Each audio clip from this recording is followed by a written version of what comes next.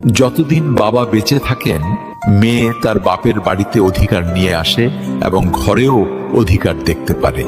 কেউ কিছু বললে জোর গলায় বলে দেয় যে এটা আমার বাবার বাড়ি।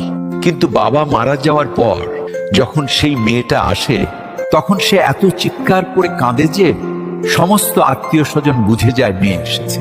সেদিন মেয়েটি তার সাহস হারিয়ে ফেলে, কারণ তার বাবা আর নেই। তার সাহসও সেদিন মরে যায়। বাবার মৃত্যুর পর মেয়ে কখনো তার ভাই ভাবির ঘরে ততটা জেদ করে না যতটা জেদ বাবার সময় করত। এখন খেয়েছো, পড়েছো, ব্যাস সব শেষ। যতক্ষণ তার বাবা ছিল সবকিছু তার ছিল, এই কথাটা সে খুব ভালো করে জানে। বাবা মেয়ের সম্পর্কে ভালোবাসা সমুদ্রের চেয়েও গভীর হয়। বাবা তার মেয়ের জন্য দুনিয়ার সবচেয়ে বড় আশ্রয় আর সাহস, আর মেয়েও তার বাবার জন্য সেই সাহস আর গর্ব অনুভব করে। কিন্তু দুজনই এই কথা কখনো সরাসরি কাউকে বলে না।